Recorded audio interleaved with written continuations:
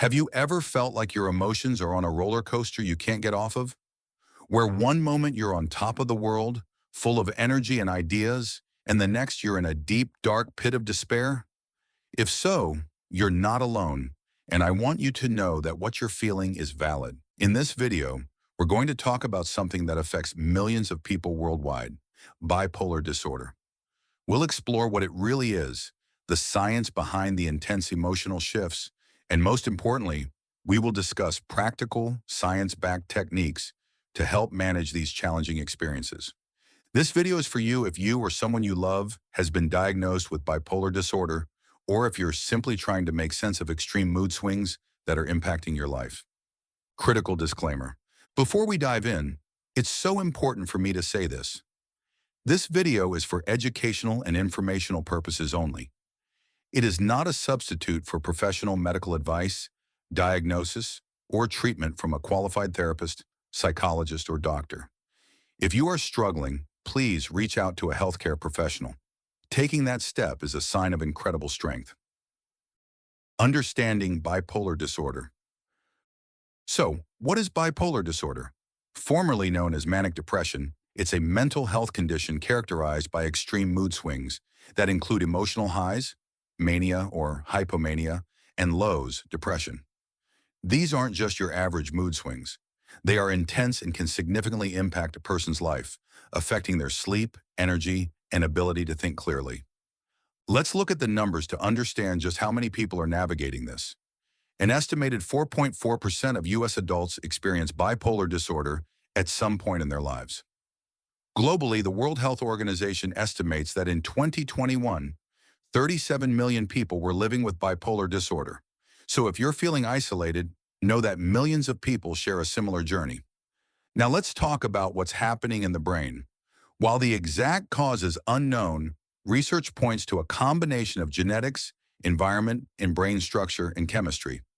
In bipolar disorder, there's a dysregulation in certain neurotransmitters, the chemical messengers in our brain. These include norepinephrine, serotonin, and dopamine. Think of them as the brain's traffic controllers for mood, energy, and pleasure. In bipolar disorder, this traffic system can become chaotic. For example, during a manic episode, it's thought that there's an excess of certain neurotransmitters, leading to that feeling of being on and overly stimulated. In contrast, during a depressive episode, there's a deficit, contributing to feelings of sadness and lethargy. The emotional circuits in the brain, particularly in regions like the ventral prefrontal cortex and the amygdala, are also implicated, showing altered activity. It's crucial to bust some common myths. Bipolar disorder is not just being moody. The mood episodes are distinct periods of unusual behavior and energy that are a departure from the person's normal self. Also, the idea that mania is always a fun or productive experience is a dangerous misconception. While it can involve euphoria, it can also manifest as extreme irritability, poor judgment, and even psychosis. It's also helpful to know that bipolar disorder is an umbrella term. The experience can look different for different people, which is why mental health professionals identify a few distinct types. First, there's bipolar I disorder. This is defined by having at least one full-blown manic episode. A manic episode is a period of at least 1 week where you have an abnormally elevated or irritable mood and a major increase in energy or activity. These episodes are severe and can lead to hospitalization to ensure safety. People with bipolar I often experience depressive episodes as well, but the defining feature is that full manic episode. Next is bipolar II disorder. For this diagnosis, a person must have experienced at least one major depressive episode and at least one hypomanic episode. Hypomania is a less severe form of mania. It has the same symptoms, increased energy, creativity, and a decreased need for sleep, but it's shorter in duration and less disruptive to a person's life.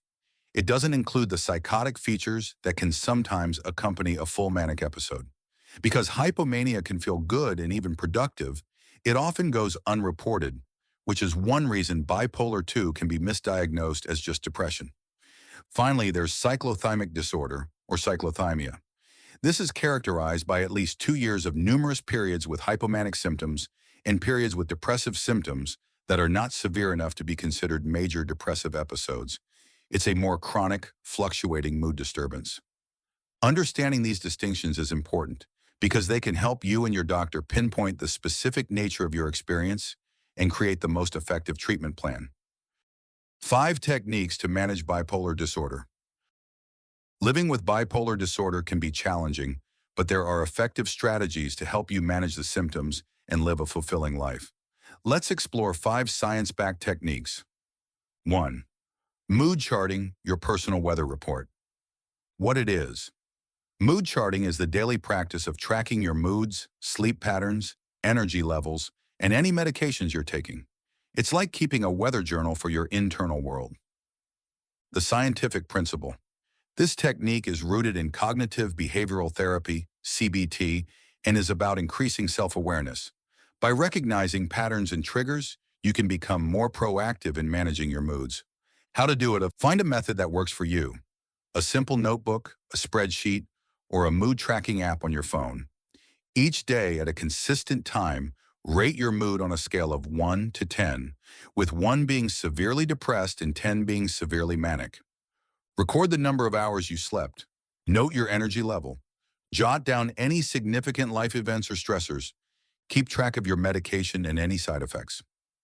Why it works. Over time, you'll start to see connections.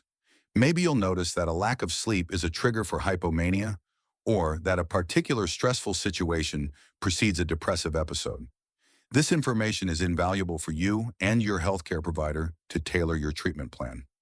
Tips for beginners. Don't strive for perfection. If you miss a day, just pick it up the next. The goal is consistency over time. 2. Social rhythm therapy, finding your groove. What it is. Interpersonal and social rhythm therapy, IPSRT, is a form of psychotherapy that helps people with bipolar disorder stabilize their daily routines. It focuses on the idea that disruptions in our social rhythms, our daily schedules for sleeping, eating, and interacting with others, can trigger mood episodes. The scientific principle. Our bodies have an internal clock, our circadian rhythm, which regulates our sleep-wake cycle. In people with bipolar disorder, this system can be particularly sensitive.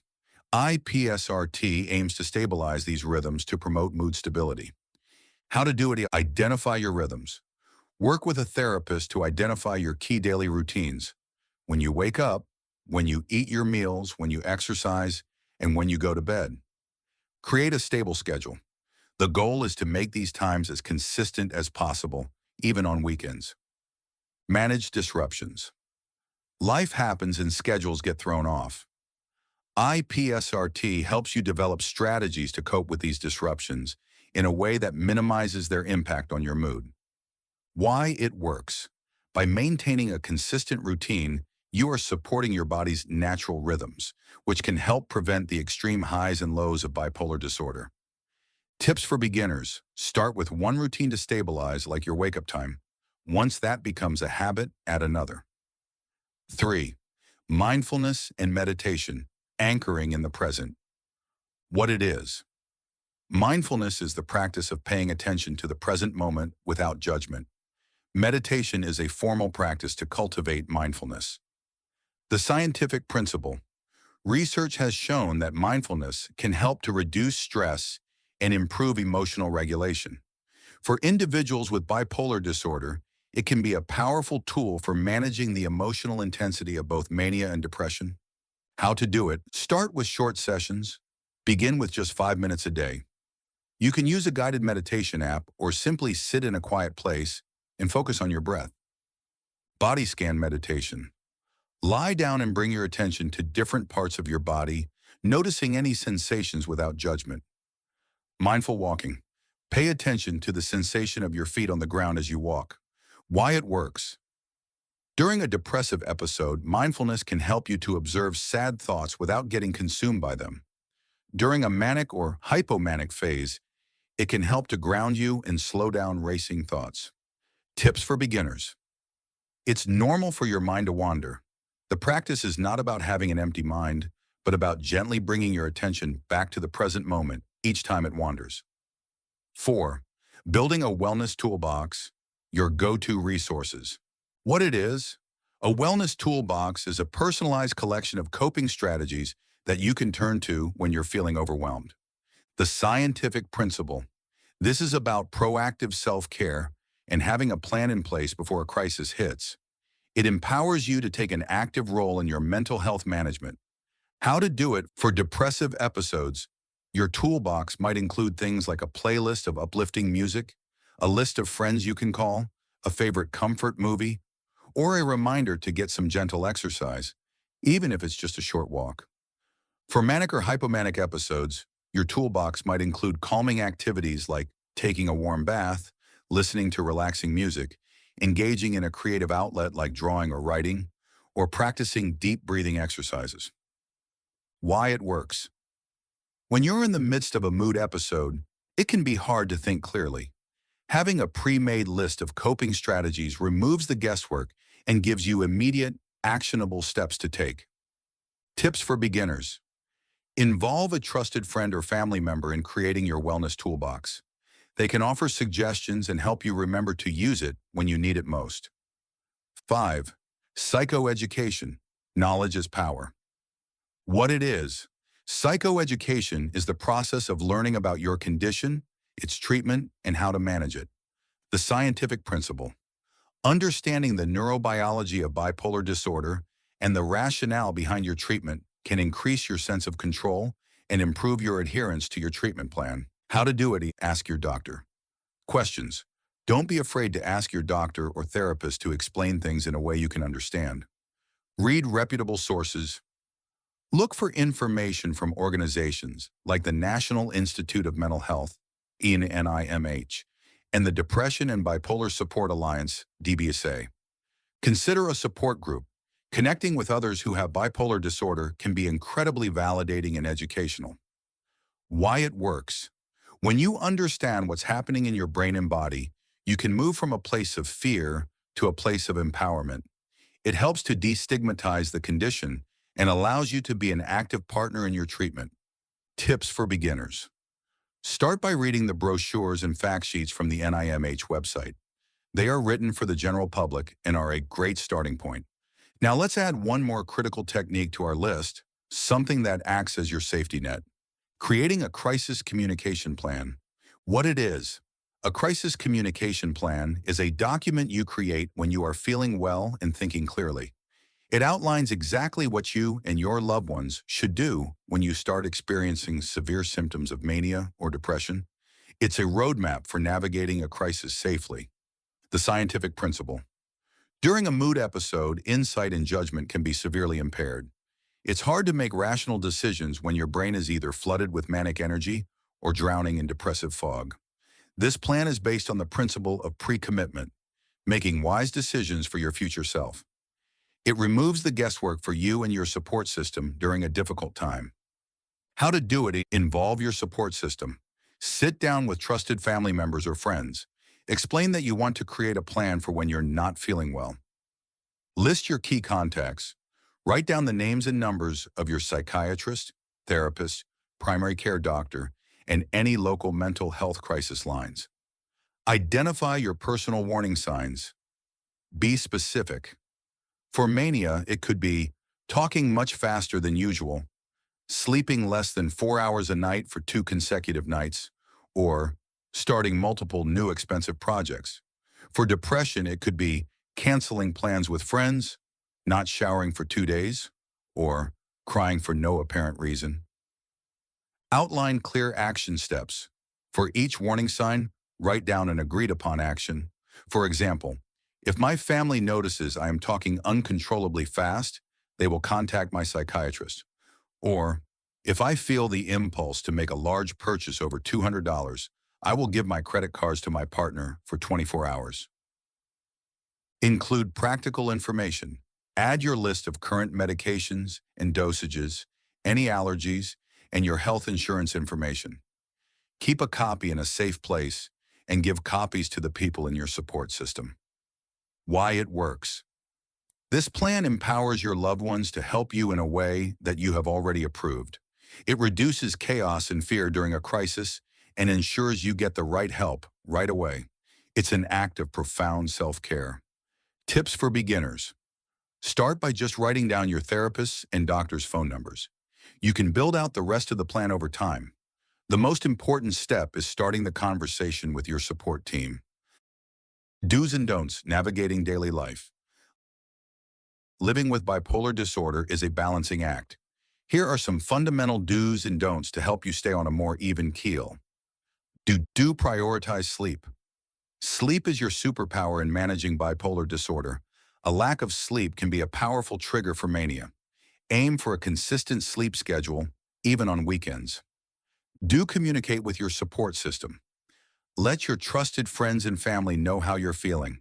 They can be your eyes and ears for early warning signs that you might not notice yourself.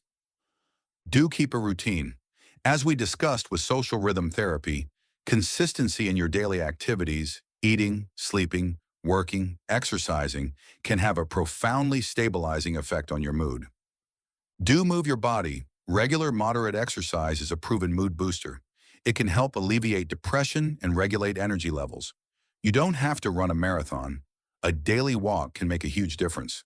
Do take your medication as prescribed. This is non-negotiable. Medication is often the bedrock of stability. If you're experiencing side effects, talk to your doctor. Don't ever stop your medication abruptly. Don't isolate yourself. When you're depressed, the urge to withdraw is strong. Fight it. Connecting with others, even for a short phone call, can break the cycle of isolation. Don't use alcohol or recreational drugs. These substances can interfere with your medication, disrupt your sleep, and trigger mood episodes. It's best to avoid them entirely. Don't make major life decisions during an episode. The grand, impulsive ideas that can feel brilliant during mania, or the feelings of hopelessness during depression, are not reliable guides for big decisions, like quitting your job, ending a relationship, or making a large financial investment. Wait until your mood is stable. Don't compare your journey to others. Everyone's experience with bipolar disorder is unique. Your path to wellness is your own. Focus on your progress, not on how you measure up to someone else. Don't blame yourself. Bipolar disorder is a medical condition, not a character flaw or a sign of weakness. You did not choose this. Treat yourself with the same compassion you would offer a friend with a chronic illness. Information on professional treatment and medication. It's important to reiterate that these techniques are meant to be used in conjunction with professional treatment. For many people with bipolar disorder, a combination of therapy and medication is the most effective approach. Therapeutic approaches, cognitive behavioral therapy, CBT. This type of therapy helps you to identify and change negative thought patterns and behaviors that contribute to mood episodes. Dialectical behavior therapy, DBT. DBT is particularly helpful for managing the intense emotions and impulsivity that can come with bipolar disorder. It teaches skills in mindfulness, emotional regulation, distress tolerance, and interpersonal effectiveness. Family-focused therapy. Because bipolar disorder can impact the whole family, this type of therapy involves family members in the treatment process to improve communication and support. Medication. A psychiatrist may prescribe medication to help stabilize your moods. It's crucial to have an open and honest conversation with your doctor about any medications you are prescribed. Mood stabilizers. These are often the first-line treatment for bipolar disorder. Atypical antipsychotics. These may be used to treat manic or mixed episodes. Antidepressants. These are sometimes used to treat depressive episodes, but they are often prescribed along with a mood stabilizer to prevent triggering a manic episode. Remember, finding the right medication and dosage can take time and may involve some trial and error. It's a collaborative process between you and your doctor. Precautions and potential dangers. Leaving bipolar disorder unaddressed can have serious consequences. The mood episodes can become more frequent and severe over time. It can strain relationships, impact work or school performance, and lead to financial and legal problems.